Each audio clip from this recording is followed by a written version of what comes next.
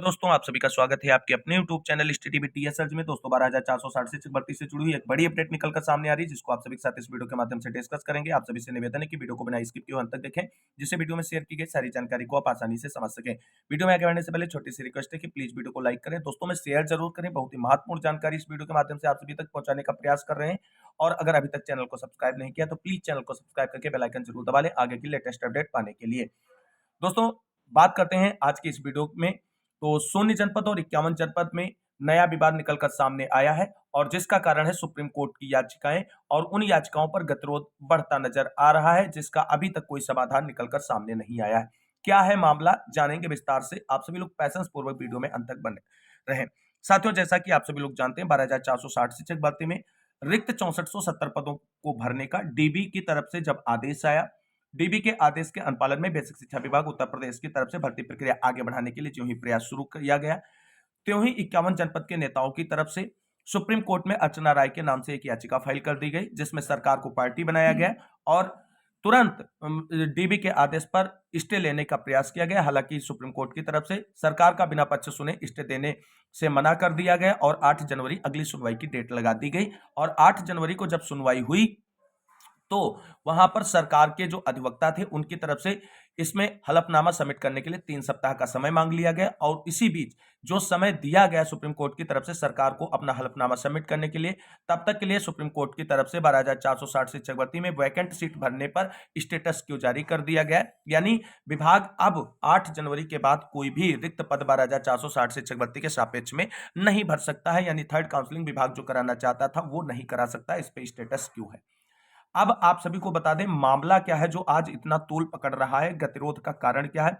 आप सभी को बता दें, सोनी जनपद के उमेश चंद्र की तरफ से सुप्रीम कोर्ट में एक याचिका 2020 में फाइल की गई थी, जो कभी भी बेहतरीन पैरवी नहीं की गई, ना तो उसका कोई आदेश आज तक सुप्रीम कोर्ट की तरफ से निकलकर सामने आया। केवल और केवल वो याचिका जो थी वो 0 जनपद के चयनित अभ्यर्थियों को डिफेंड करने के लिए सुप्रीम कोर्ट में फाइल की गई थी, बाकी उसका कोई एक और मकसद नहीं था। अब आप सभी को बता दें, जब उमेश चंद्र की याचिका पहले से सुप्रीम कोर्ट में थी और बाद में जब 2023 में 51 जनपद के नेताओं की तरफ से अर्चना राय की याचिका गई, तो दोनों एक ही मैटर से कनेक्टेड याचिकाएं थी, तो इसलिए दोनों याचिकाओं को एक साथ कनेक्ट कर दिया गया और 8 जनवरी को जो सुनवाई हुई वो दोनों याचिकाओं पर सम्मिलित रूप से हुई। हालांकि एक में आप सभी को बता दें 2 फरवरी की डेट अगली है और एक में 7 फरवरी की है। अब दोनों कनेक्टेड याचिका है तो 2 डेटें नहीं लगेंगी, एक ही डेट को सुप्रीम कोर्ट की तरफ से डिसाइड करते हुए आगे उस पर सुनवाई होगी। अब आप सभी को बता दें कि जो आर्डर आया उसमें उमेश चंद्र की याचिका जो 8536 सुप्रीम कोर्ट में पहले से फाइल है उसका नाम क्यों और अर्चना राय का नाम क्यों नहीं। साथियों, जो पुरानी याचिका है उसी के साथ नई याचिकाएं जब कनेक्टेड होंगी तो जो टाइटल आएगा कोर्ट आर्डर का वो पुरानी याचिका के साथ आएगा, इसलिए आप सभी को बिल्कुल भी परेशान होने की जरूरत नहीं। अब आप सभी साथियों को यहां पर बता दें कि उमेश चंद्र वाली याचिका का मतलब क्या है। साथियों, जो सिंगल बेंच का आदेश आया था हाई कोर्ट की, उसमें 0 जनपद के साथियों को शामिल नहीं किया गया था, इसलिए 0 जनपद के अभ्यर्थियों की तरफ से डीबी में आदेश को चैलेंज कर दिया गया। हालांकि डीबी ने सिंगल बेंच के आदेश से आगे बढ़ते हुए सिंगल बेंच के आदेश को निरस्त नहीं किया। सिंगल बेंच के आदेश से आगे बढ़ते हुए रिक्त 6470 पदों पर 0+51 जनपद के चयनित साथियों को सम्मिलित रूप से मिलाते हुए कॉमन मेरिट तैयार करके भर्ती प्रक्रिया पूरी करने का निर्देश जारी कर दिया, जिसी के बिहाफ पर 12,460 शिक्षक भर्ती में विभाग की तरफ से दिसंबर 2023 और जनवरी 2024 के फर्स्ट वीक में भर्ती प्रक्रिया को विभाग की तरफ से कंप्लीट करने का एक प्रयास किया गया, जिसमें फर्स्ट और सेकंड काउंसलिंग कंप्लीट की गई। हालांकि थर्ड काउंसलिंग कंप्लीट नहीं हो पाई।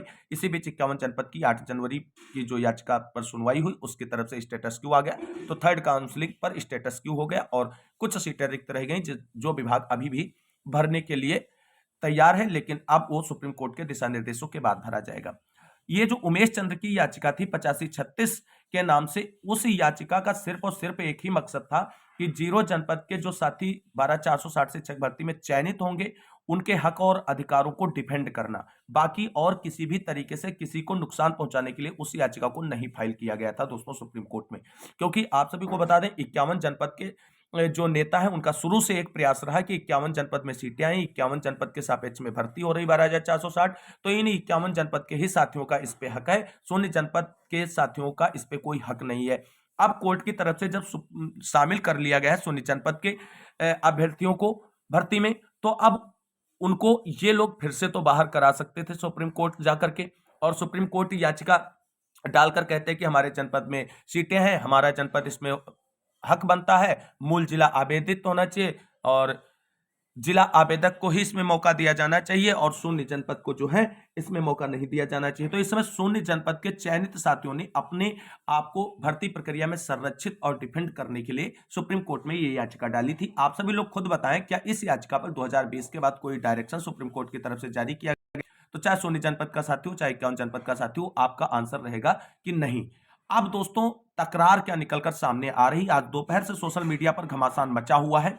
अब 51 जनपद के नेताओं की तरफ से कहा जा रहा है कि मोहित द्विवेदी एंड टीम की तरफ से जो 8536 नाम की याचिका है उमेश चंद्र के नाम से, उसे विड्रा कर ले तो मामला सॉर्ट आउट हो जाएगा और 51 जनपद अपनी याचिका विड्रा करने की बात नहीं कर रहा है। तो वहीं मोहित एंड टीम ने बिल्कुल पलटवार करते हुए कहा, ठीक है, अगर 51 जनपद की तरफ से जितनी भी याचिकाएं फाइल की गई सुप्रीम कोर्ट में, अभी तो आपने केवल एक अर्चना राय वाली याचिका की सुनवाई देखी, इसके पीछे कई कनेक्टेड याचिकाएं हैं, खुद आप सभी लोग देखेंगे आने वाले समय में उनकी सुनवाइयां होंगी।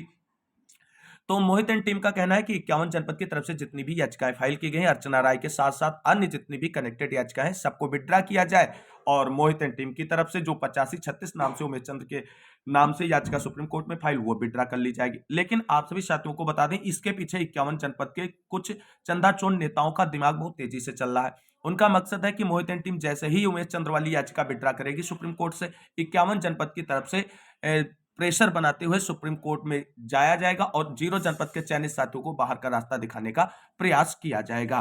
तो अब कुल मिलाकर के गतिरोध यही बना हुआ है कि एक पक्ष कह रहा है कि आप अपनी सुप्रीम कोर्ट से याचिका विड्रा कीजिए, दूसरा पक्ष कह रहा है कि आप अपनी याचिका सुप्रीम कोर्ट से विड्रा कर दीजिए। अब साथियों, किस पे भरोसा किया जाए? क्या मोहित एंड टीम 51 जनपद के चंदाचोर नेताओं पर भरोसा करते हुए अपनी याचिका विड्रा कर ले? ऐसे में जितने भी 0 जनपद के चयनित साथी अगर उनकी तरफ से याचिका विड्रा की गई तो ये सारे साथी जो है सड़क पर आ जाएंगे और एक ही झटके में सुप्रीम कोर्ट के एक ही आदेश से आप सभी की नौकरी हाथ से चली जाएगी। तो अब आप सभी को बता दें, इसीलिए सोशल मीडिया पर मोहित एंड टीम की तरफ से उस याचिका के आर्डर के पोर्शन के साथ कैप्शन लगाते हुए आप सभी का जो है ओपिनियन मांगा गया है। तो देख सकते हैं क्या ओपिनियन मांगा गया है यहां पर।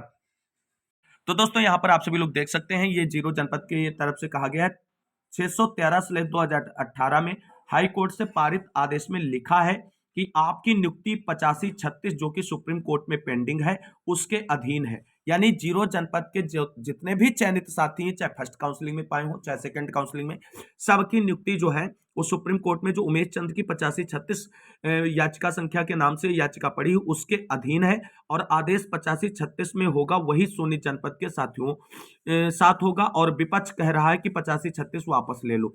इसमें शून्य जनपद की मांग थी कि शून्य जनपद को सही माना जाए। यदि शून्य जनपद के सभी नियुक्त साथी कहते तो 8536 वापस ले लिया जाएगा। उसके लिए आप सभी लिख कर दे दें कि 8536 टीम वापस ले ले और उसकी जिम्मेदारी स्वयं ले लेंगे। दोस्तों ये एक ऐसी याचिका है सुप्रीम कोर्ट में 0 जनपद की तरफ से जो आप सभी की नौकरी को डिफेंड करेगी, इन फ्यूचर भी डिपेंड करेगी। आप सभी शून्य जनपद के चयनित साथियों के लिए बहुत ही महत्वपूर्ण ये याचिका है जो उमेश चंद्र के नाम से याचिका संख्या 8536 और सुप्रीम कोर्ट में फाइल है। तो अगर इसको विड्रा किया गया 0 जनपद की टीम की तरफ से तो कहीं ना कहीं 0 जनपद के चयनित सभी साथियों पर खतरा मंडराने लगेगा और उनकी नियुक्ति जा सकती है। तो कुल मिलाकर के आप सभी को बताना है 0 जनपद के चयनित सभी साथियों को, क्या मोहित एंड टीम इस याचिका को विड्रा कर ले? क्या 51 जनपद के सभी 0 जनपद चयनित साथियों को वैलिड मानेंगे सुप्रीम कोर्ट में या पूरी भर्ती प्रक्रिया में, या उन्हें बाहर का रास्ता दिखाने के लिए एक जो है बड़ा षड्यंत्र चला जा रहा है इस तरीके से याचिकाएं वापस लेने को लेकर के? तो आप सभी साथियों को यहां पर बता दें कि कोई भी टीम अपनी याचिका वापस लेने के लिए तैयार नहीं है और जो कुछ अब होगा सुप्रीम कोर्ट के दिशा निर्देशों के तहत ही होगा। और इस तरीके से आपको बता दें 0 जनपद का बहुत ज्यादा नुकसान हो सकता है याचिका वापस लेने में। कुल मिलाकर के जब 51 जनपद के नेताओं को कोई दिक्कत नहीं थी मोहित एंड टीम की सुप्रीम कोर्ट याचिका से, तो आप क्यों एक नया तमाशा खड़ा करने के लिए सुप्रीम कोर्ट में याचिका लगे भर्ती फंसाने के लिए? दोस्तों इसमें सिर्फ और सिर्फ हमने कल आप सभी को बताया था वीडियो के माध्यम से कि केवल और केवल जो ये याचिका ले जाई गई है, ये जिनका चयन नहीं हुआ उनको चयन दिलाने के लिए नहीं हुआ है, बाकी ये याचिका दाखिल की गई पैसा कमाने के लिए। अब आप सभी लोग देखें सोशल मीडिया पर लगातार चंदा चोरों के मैसेज वायरल हो रहे हैं कि फटाफट याची बन जाइए, क्योंकि इस भर्ती में अब याची लाभ होने वाला है, सीटें बहुत कम बची हैं और इसमें अब याची लाभ दिया जाएगा और लगभग 1000 प्लस सीटें ही बची हैं, तो याची लाभ मिलेगा और आप फटाफट सभी लोग सुप्रीम कोर्ट में याची बन जाइए और याची लाभ निस्तारित कराएंगे।